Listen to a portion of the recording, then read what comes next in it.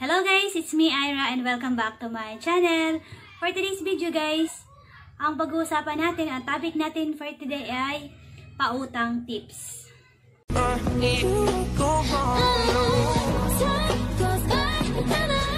Kung bago pa lamang kayo sa aking channel, ay huwag niyo pong kalimutang mag-subscribe at pindutin niyo na rin po yung notification bell dyan sa baba para ma-update po kayo kapag mag-upload po ako ng panibagong videos. Bibigyan ko kayo ng tips kung gusto nyo talagang magnegosyo ng pagpapautang. So, ayan.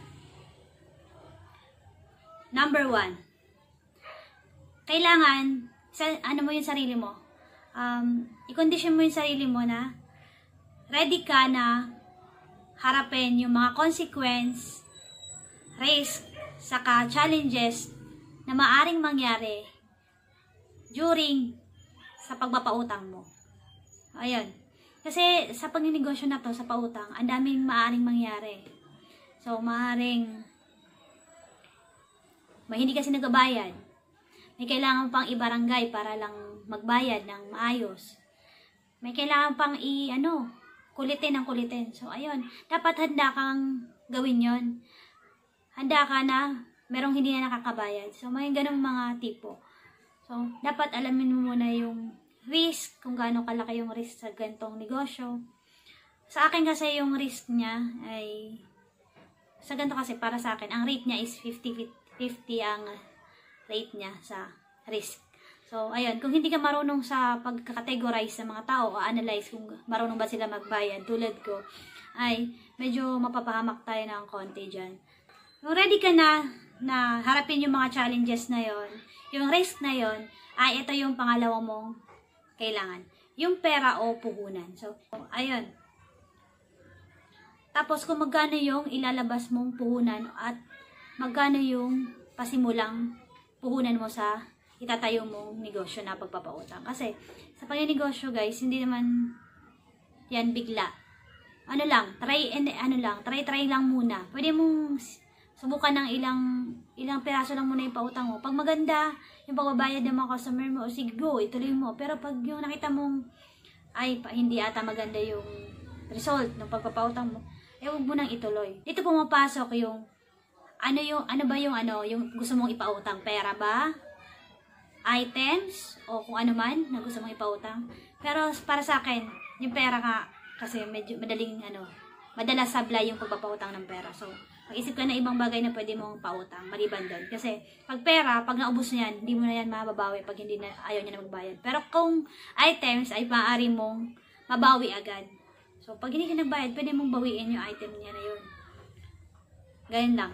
Tapos, kung anong terms ng paggagawin mo na pagbabayad niya. Kunwari, good for 1 month lang, good for 3 months, for 6 months. So, number 4. Advertise your business. Hindi naman pwede na kung may negosyo ka, ikaw lang yung nakakaalam. Kailangan, ipaalam mo, i-advertise mo. Ano ba yung pwede mong gawing paraan para ma-advertise, malaman ng ibang tao na magninegosyo ka ng pautang o kahit anumang negosyo. Niyan, pwede mo siyang gawin through FB. Pwede mo i-post. Napapautang ko. Kasi ganun yung ginawa ko eh. Nag-post ako sa FB. Pero, ayun, kailangan mo lang i-limit. I-ano mo lang siya, friends lang. Kasi syempre, pag hindi mo naman kilala, ay mahirap naman na magpautang. So, nang ganun, di ba? So, through social media, gamitin mo yung yung advantages ng social media. So, doon mo yun ma-post. Kasi nga, maraming yung business na through online lang sa mga pages. So, yung iba sa Facebook account mismo. Pero mas maganda kung yung negosyo mo online selling. Mas maganda siya kung sa pages mo ipopromote at saka mga groups. So, ayun. Sa pagpapautang ng mga item, dapat sa Facebook account mo lang at saka friends lang yung nakakita. Kasi mahirap nga tayo magpautang kapag hindi natin kilala yung tao. So, ayan. Number 5. Yan. Piliin mo yung papautangin. Kasi, ang negosyo, kapag hindi mo pinili, sa ganitang klase ng negosyo, hindi mo pinili yung pautangin mo, ay paniguradong doon tayo babagsak. Kasi, dapat, ang una mong dyan, kung marunong bang magbayad yung pautangin mo. Yun yung number 1 na inaalam. Maging ano ka tawag dito, investigative, yung maging maano ka, magtanong-tanong ka sa kapitbahay mo kasi maaring kilala mo siya sa mukha pero hindi mo alam yung ugali. Malay mo yung kapitbahay, yung kakilala mo, ay kilala nila yun. So, maging ganun ka. Magtanong ka kung marunong ba yung magbayad sa pagkakaalam nila. Kilala ba nila yung tao na gano'n. So, kapag maganda yung feedback, ayan, saka mo na ayahan yung next requirements mo sa kanila. Pero pag negative yung sagot ng kakilala mo, out na agad yun. Huwag mo nang pahiramin o pautangin. So, sunod mong kailangang gawin ay kung meron bang isang salita yung taong yun. So, ayun. Kasi may mga tao na ang hirap yung marami lang sinasabi pero hindi naman nila tinutupad yung mga pangako o sinasabi nila. Ibig sabihin wala silang isang salita. Kasi yung mga ganyan, baka pag binautang mo na, puro na lang pangako gagawin sa'yo. So, sunod. Dapat mong malaman dyan ay kung meron bang kakayahan na magbayad ng utang yung manghihiram sa'yo o magungutang sa'yo. So, dyan, pumapasok yung hingin mo na siya ng proof of income. Kung kung OFW siya, example, hingin mo siya ng proof of remittance. Kung meron naman siyang hanap buhay o ay meron siyang kung meron naman siyang trabaho, empleyado, hingin mo naman siya ng proof of income na payslip.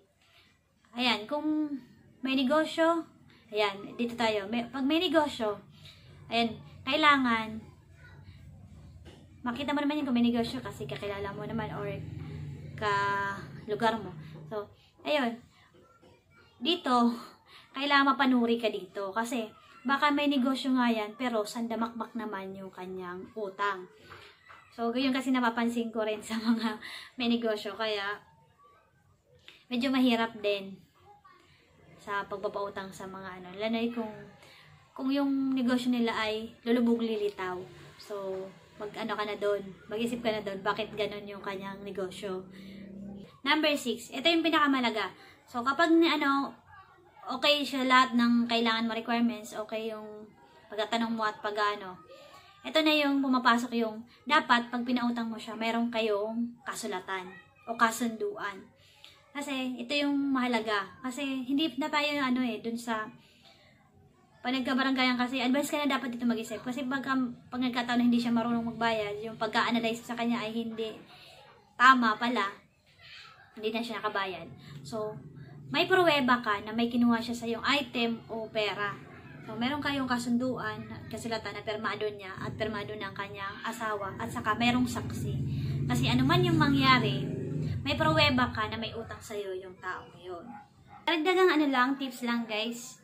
Kung gusto nyo mas dumami ang inyong customer at mas lumaki din yung kita ay gawin nyo to. Maghanap kayo ng reseller. So, yun ang ginawa ko. Naghanap ako ng mga reseller. Sa ngayon ay siguro mga 15 na katao na yung reseller ko. Sino ba yung magiging reseller mo? Siyempre, yung magiging reseller mo dapat ay alam mo good payer. So, yung mga nasubukan mo na at tumutang na sa'yo dati o nung kumuha sila ng cellphone sa'yo ay good payer sila at wala silang palpak sa pagbabayad. So, ganyan yung ginawa ko. Yung mga good payer ko, inoferan ko sila ng nagre-resell. Ang ginagawa ko doon, yung kita ko ay hindi nababawasan doon sa kita nila, sa binibigay kong kita nila. Kasi, ang ginagawa ko doon, although reseller ko sila, ang pinapagawa ko sa kanila ay kung magkano yung tubo ko, ay dinadagdagan na lang nila yon. Tapos, yun yung kita nila.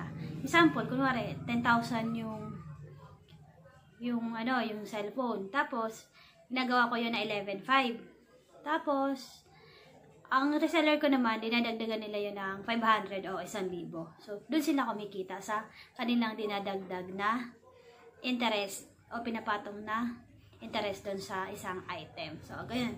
Kaya dumami yung customer ko kasi gawa ng mga reseller ko. Kasi, syempre, pag ako lang yung nag-aalok o nagbebenta, ay panigurado na limited lang yung tao na maari kong mabigyan ng cellphone. Kasi nga, mga kilala kong tao ay siguro mga 50 lang yung good payer at 50 ay mga sablay. So, ayun.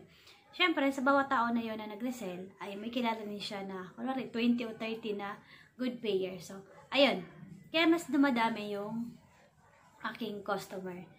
So, hindi ako nawawala ng customer sa isang linggo. Siguro, isang linggo, isa, dalawa, tatlo.